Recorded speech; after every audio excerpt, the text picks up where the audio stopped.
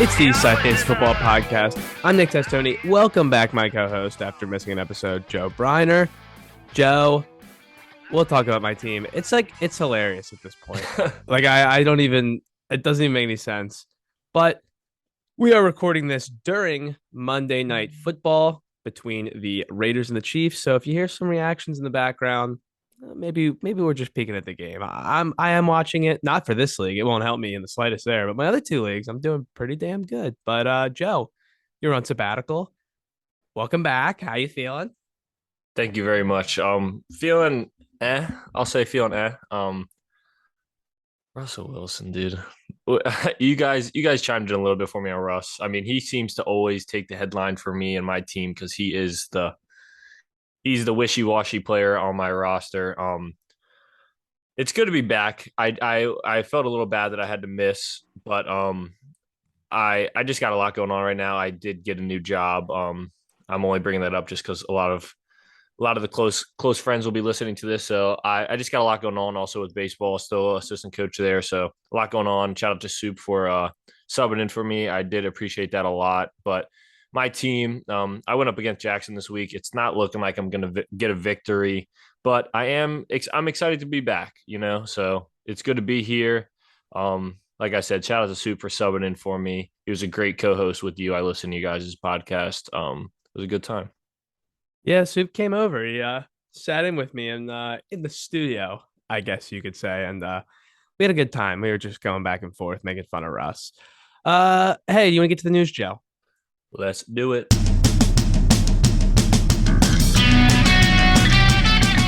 right, so I'm looking at the news right now, and I'm looking at half of it is about my players. Rashad Penny. It seems to usually happen that way. I'm not gonna lie. Rashad Penny, broken fibula, done for the season. I heard it.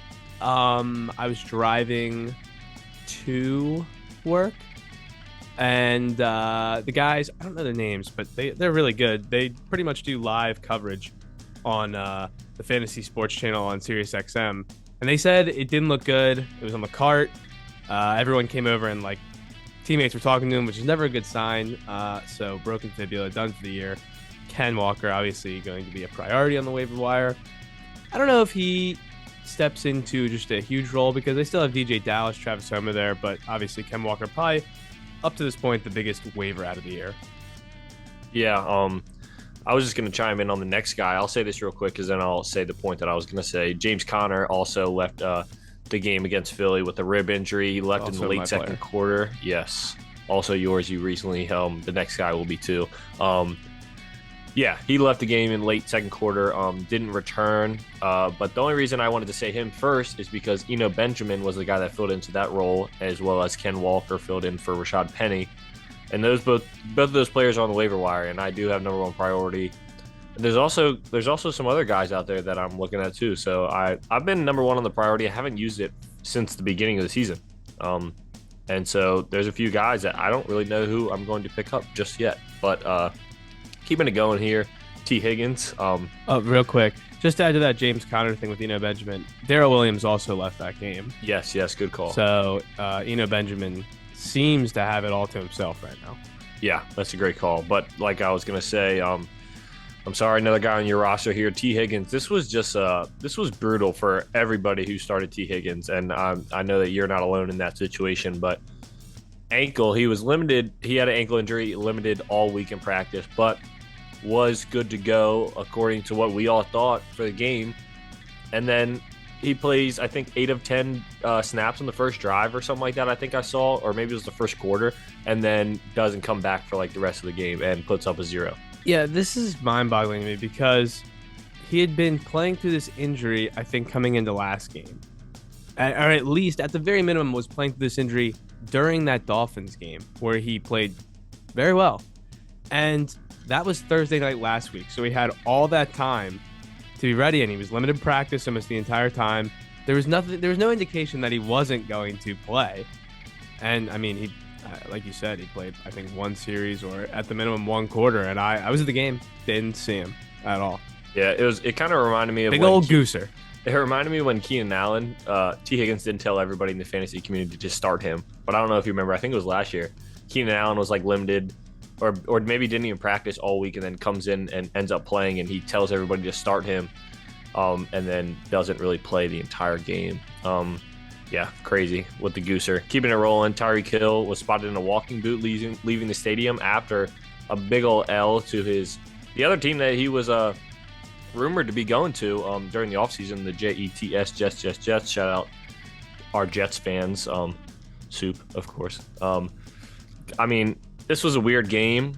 We'll get into that later, but Tyreek Hill was already limited coming into this game. We weren't really certain if he was going to play, and then spotted in a walking boot after. Not ideal. I don't really know. We don't have any more information on there, so I don't know how much to speculate. Pat Fryermuth, concussion, did not return. He's in concussion protocol. Obviously, with the league rules changing, it's just different. It's going to be a lot more stricter. I mean, we don't have it on here, but Teddy Bridgewater left that game very early on in that Dolphins Jets game when we were talking about Tyreek Hill, and he cleared, he did not have a concussion, but whoever the spotter was there, the concussion spotter, did not clear him to go back in. So with a very active and changing concussion protocol, really nothing to be able to say about him or the next guy, Chris Olave, who was concussed during a touchdown reception. And they called it a catch too. I couldn't believe it. So both those guys just been lookout. And then Dalton Schultz, just to cap it off, he left the game, knee. Is it the same knee as before? I don't know, but probably. I mean, it would make sense if it was. It's just not good, considering he had missed a couple weeks, and then last week there was a 0.0 on a few targets, and then this week left the game, I think, pretty early, because I think I saw him get one target, and then I didn't see him for the rest of the game. Well, that's just dynamite. That's the news, and I guess injury update. You want to get into the relevant TDs of the week? It's your time to shine. Let me hear it. Who in the blue hell are you? All right, let's start off with the 38-year-old tight end from Green Bay. I can't believe he still plays. I remember when he, his rookie year in Jacksonville, Mercedes Lewis owned in 0.0 or 0.1% of leagues finds the end zone across the pond for the Green Bay Packers. I'm not going to chime in on all these, but I will chime in on this play because I remember watching this and saying, what a great play. Because I think they had, maybe it was Christian Watson, I'm not sure. Somebody came off in a motion behind the quarterback, and I think Aaron Jones in the backfield. They did a little pump fake to him, I believe, and then they turned around to Mercedes Lewis just wide open on the left side of the end zone. So although this didn't help anybody for fantasy, I thought it was a pretty good little scheme. They have a couple of play designs for him when they get down there. And, I mean, if you got one of the running backs or one of those wide receivers, which is a gamble, or even big old Bob Tunyon, gotta be really great to watch. Yeah. Mercedes Lewis take it in the end zone. Gary Brightwell for the Giants. Never heard of this guy in my life. 0.1% of leagues finds the end zone. How about for the Bears? Velus Jones Jr. I don't know who either of those two players are, if I'm being honest. Well, he's owned in 1% of leagues. Huh. New Orleans. I know you know this guy's name. Adam Troutman. Yep. Finds the end zone. You know who threw him the touchdown? Yeah, I do. It was I don't have him down on here because he's obviously owned, but 4 touchdowns for Taysom Hill. It'll definitely get mentioned in our next segment right off the top. But yes, Adam Troutman, tight end, 0.2% of leagues. The Jets, Braxton Berrios, 1% of leagues, finds the end zone with all that wide receiver talent there. Corey Davis, Garrett Wilson, Elijah Moore, none of them. But Conk. Goose. We'll get to Conk. Falcons, Avery Williams, 0.2% of leagues, a rushing touchdown. It wasn't either of the guys that people picked up. And if you listen to me last podcast episode, I said, stay away from the Atlanta backfield. And I was right. Washington, De'Ami Brown, 0.1% of leagues. Want to speak on that, Mr. Commanders fan? I mean, this dude was, I listen to DC Sports radio. It's the Sports Junkies, and they have even talked, obviously they don't know anything, but they were even speculating this preseason of De'Ami getting cut because he was a 3rd-round pick 2 years ago, and he just has no involvement in the offense really. And then Jahan Dotson gets injured. Next thing you know, De'Ami Brown, 2 catches, 2 touchdowns. I mean, I guess they like getting the young guys in the end zone. Poor Terry McLaurin, dude. He's just I mean, he should be the focal point of this passing game, and it's crazy. I mean, Carson Wentz loves just the 5 yard pass to Curtis Samuel, let Curtis Samuel try to get some yak after the catch, and it's just like, where is Terry McLaurin? I don't want to get too into it because I'll just start ranting, but where is Well, Terry McLaurin? I have a question to ask you about Washington later. We'll get to that in the Sunday recap. And finally, this is a great name. Shout out to Soup because this is Tevin Coleman's back. I didn't even know he was still in the league. Yeah, Tevin he Coleman pissed me scores off touchdown because I for had San Jeff Fran. Wilson. Um, as I'm watching highlights, I watched the Cowboys. Holder wasn't even looking for the ball. Hit him right in the arm on the snap. Didn't see that play earlier yesterday, but absolutely hilarious. They're doing come on, man. All right, that was the irrelevant touchdowns of the week. Let's get into the soups of the week.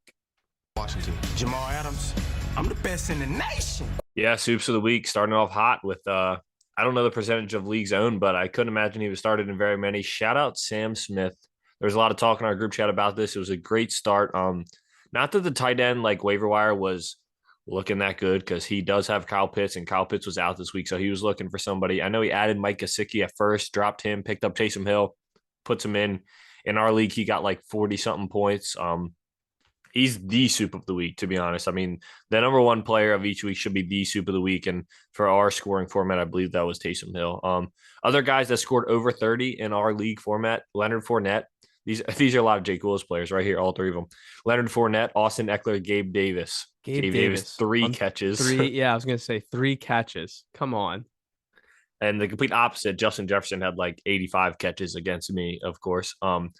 Those guys went off this week. Some more great starts this week, all over 20 points. We like to highlight those guys, position players that get over 20 points and put them in the soups of the week. Brees Hall, Testoni's start of the week.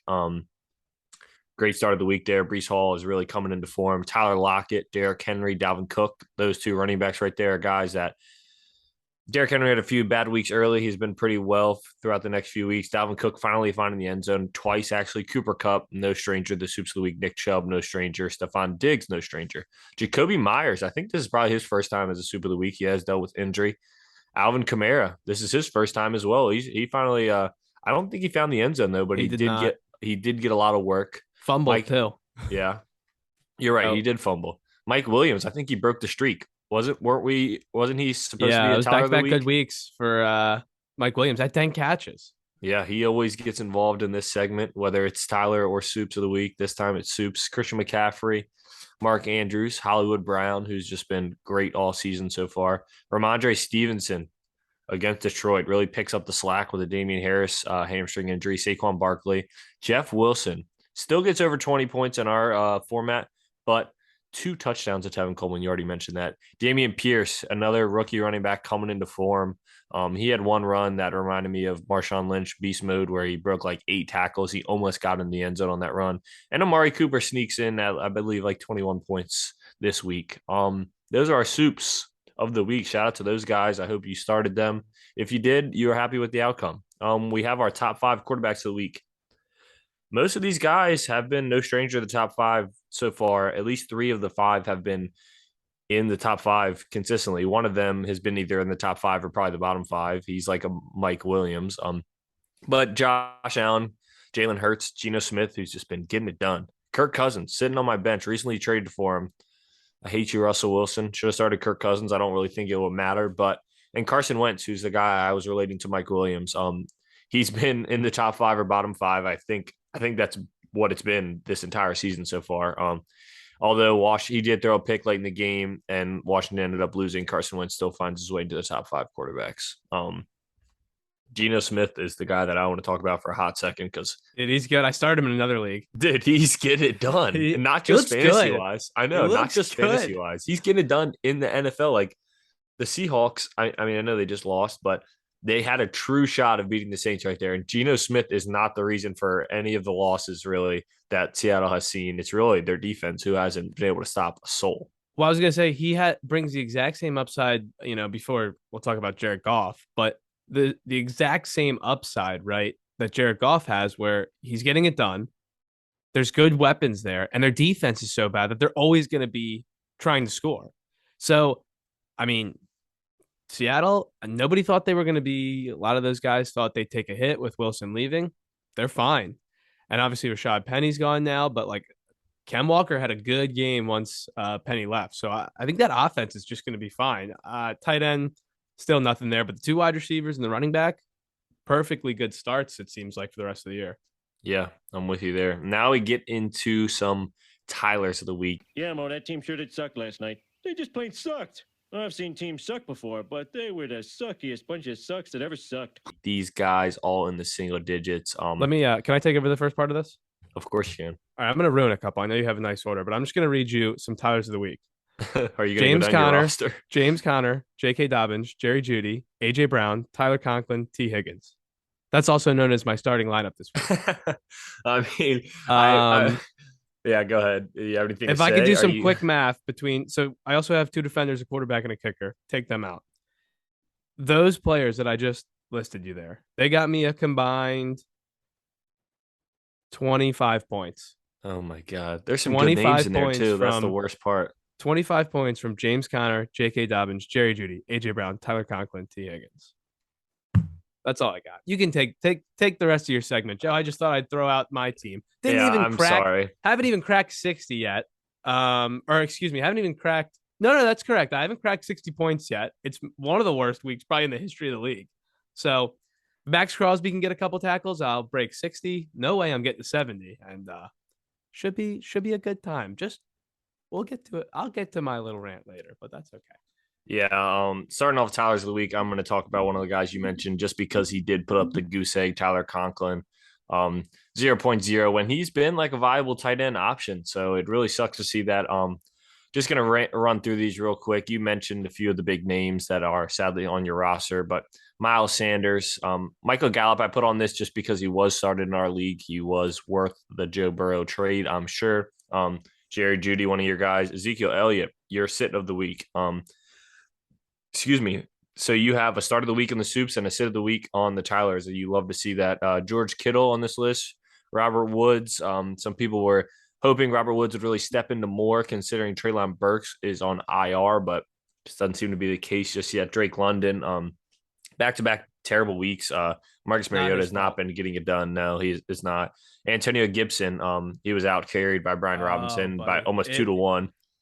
It is over, buddy. The transfer is happening, dude. Like it is over for him. I actually just got an alert. I'll read it. It was talking about Ron Rivera said, and I quote, "There is a good opportunity," end quote, for Antonio Gibson to be used as a returner this week now that Brian Robinson is back. Good. So there's that. Adam Thielen, was he in Will's lineup this week? He was. So that makes sense. That's why he's in the Soups of the week. Adam Thielen, Najee Harris up against Buffalo. Najee Harris has not paid off for the draft capital so far. Looking rough. AJ Brown, I think this is his first time in the Soups or Tylers of the week, excuse me. And on the poopers down here, AJ Brown, Brandon Cooks, James Robinson. I'm on Ross St. Brown, his first trip down this way. He was on a snap count and he got targets. So that's a little unfair to Amon Ra. Yep, it is. Don't get me wrong, but it just comes down that way. Stinker is a stinker. It just comes down that way. J.K. Dobbins, A.J. Dillon, the Muth, Pat Fryermuth with a concussion, obviously. Christian Kirk back-to-back duds. I mean, that's not looking good. One catch. T.J. Hawkinson. Did T.J. Hawkinson put up 0 now that I think about it? Or no, he had one catch for 6 yards. That must have been late because he had a 0 for a long time, I believe. That is he had an end zone target that was like a 50-50 ball that I think his name's Jack Jones. He's got picks in back-to-back week for the Patriots. Just came over and snagged. So kind of tough. That whole Detroit offense looked not good at all. I mean, that's the high. They got shut out, the highest scoring team. But it's tough to gauge. But with tight ends, Hawk's gonna have his big games, and he's gonna have these. Yeah. So those were all the Tylers of the week. A lot of big names, like usual. You hate to see it, but these guys did put up single digits. You could not have been happy with starting any single one of those guys. And we continue with the Lions offense. So we talked about T.J. Hawkinson. Jared Goff comes in at the bottom here. The quarterbacks, Jared Goff, Russell Wilson, I hate you. Matthew Stafford makes the list. Justin Herbert and Lamar Jackson. Both of those guys did not kill you by any means. They were in the teens, but the reason they are on this list is because I tried to make the bottom 5 quarterbacks, bottom 5 either most likely or locked in starter kind of guys. So that's why Justin Herbert and Lamar Jackson both on this list, considering I think Herbert had like 14 and Lamar had 15, I think. So it wouldn't have killed you if you started them, but you obviously are hoping that like floor of 20 points for your starting quarterback is always ideal. All right, let's get into our fantasy matchup recap. If you've heard my tone or I don't know, been fun. So I'll do this first. Let me get in my rant real quick. For anyone who isn't in this league and is like, a friend, someone who's not in this league or doesn't know me, you would think I'm like an idiot. Why would you listen? But if you constantly see my starts and sits, the weeks hit, I have pretty good information. My team, like Soup, who has been a perennial loser in this league, always something goes wrong. I was with him yesterday. He told me this is the worst luck I've ever seen in a fantasy season. And I don't want to get it. A lot of fantasy's luck, but there is some skill to it. I think more than people think. It's been a bad year for me. Yeah. But with the injuries and just some of the overall things that happen, this is tough. I mean, I don't even get like a chance to like compete half the time. Well, Like, if you've listened to the news and notes of just about every episode we've gone over, you kind of understand why you're having the struggles that you're having. And if you look at your roster, I mean, I thought you wheeled and dealed quite well when you were dealing with injury at the beginning of the season. And now you're dealing with more injury as well as just well-known players like throwing up bad weeks. And you are consistently getting like hurt with you trade for James Conner. You traded away DeAndre Swift for James Conner to get rid of the injury, and then you just walk into another James injury. Conner just continues to get injured. You trade for AJ Brown, who's had a floor of at least 11.9 points, and then the second week you have him, I believe he puts up 6.2. I mean, you are just getting Deontay Johnson. I trade for him first week. I have him. He throws up, I think, 2 points, something like that. I mean, it's crazy. And I mean, again, I'm not even going to crack 70 points this week. I'm going to be 0-5. Just spoiler for the fantasy recap, but it's crazy. I mean, I don't even get a chance to like my team. I've had 2 games that have been close. The other 3, I've been blown out, and it's not even been close. So, oh boy, I want everyone to know I'm doing very well in my other leagues for all my loyal fans out there. I got a great little team with McCaffrey, Brees Hall, Pittman, Mike Evans. There's a nice little team out there. It's just this league, and like you said, I'm starting almost a completely different lineup than I did the first week. And I don't even think if I had that original team, it would be any better. I know Kamara had a good week this week, but that wasn't going to save me because I would have had the same people before who aren't doing anything. So I think I might be done with trades. I think I'm not going to, someone was see trying. What happens. No. Someone was trying to get a player for me today. And I was like, look, it's rough. But I'm not going to go ahead and throw people free players. Yeah. No, I understand. I'm going to hold, see what this group does. It just never even got out of the starting gates this year. So I'm going to be focusing more on the other leagues, but I'm still here talking to you guys, the loyal fan base. And hey, we'll get it. Someone's going to set an over under for how many wins I get this year. Right now it's at 0.5. Let's get into our scoreboard though, Joe. Let's do it. On that note, we're going to hop straight into Bryce Phobel versus Diego Grijalva. This one's all but over. Bryce does have a few players playing right about now in the Monday night game, but he is chasing 7 points, and he has Patrick Mahomes, Clyde Edwards-Helaire, and a linebacker. And I believe it's Nick Bolton. Yes, it is Nick Bolton. So unless those 3 players don't combine for 7 fantasy points, Bryce is going to get the win, which I'm going to go ahead and lock that in. Hopefully I don't jinx Bryce. If I do, I don't know how that's physically possible for them to not get 7 points. So that would bring Bryce to 2-3, and he knocks off the auto drafter Diego and finally gets him a 1 in the loss column. To Diego would move to 4-1 on the season, still up there in first place, I believe, but sitting at 4-1 instead of 5-0, which is good. The flip side of that, my co-host Nick Testoni will be moving to 0-5. We already mentioned it. I won't get into it too much. He played against Spano this week. Spano's going to move to 3-2. Spano didn't even wake up in time to put in a tight end that was starting, so he did have Logan Thomas with a 0. But on the flip side of the matchup, Tyler Conklin also threw up a 0. So he needed 2 players to beat me. That was just Pierce and Allen. That was it. Those guys had 61 combined. Right now I have 59. Now Max Crosby could change it, but for the most part, that's all I needed because my team is so sad to look at. Oh That my is pretty God. crazy, and I won't comment too much, but I will actually bounce back real quick and highlight Mike Williams, Mark Andrews, Melvin Gordon, and Mike Evans both had decent weeks for Bryce as well, but Mike Williams and Mark Andrews were his two big scorers. Diego Cooper Cup led his team, of course, just like every other week. Highlighted for Spano, Josh Allen, Damian Pierce, Micah Parsons also with 2 sacks and a fumble forced on his lineup. That were his big players. So Spano moved to 3-2, like I mentioned. Next up, we have me, Joey Browner, versus Jackson Edelman. This one is also all but over. I'm looking to drop to 3-2 on the year, and Jackson's looking to move up to 4-1. He is at 149 right now, and I'm at 106. I still have Devontae Adams and Daniel Carlson to go, but he still also has Josh Jacobs. So unless those guys put up like 50 combined and Josh Jacobs like breaks his ankle in the first play of the game, I'm looking for an L here. Let's not Though have that happen. I'm I not got really, Josh Jacobs in another league. I'm not really like upset with my team except for Russell Wilson. I mean, I had Ramondre Stevenson. I'm just gonna say the guys at over 20. I mean, Ramondre Stevenson, Jeff Wilson, Stephon Diggs. They all had 21, 21, 25. I mean, Cortland Sutton had 12.4. Everett with a weird clunker. Probably should have been on our. Was he on Soups?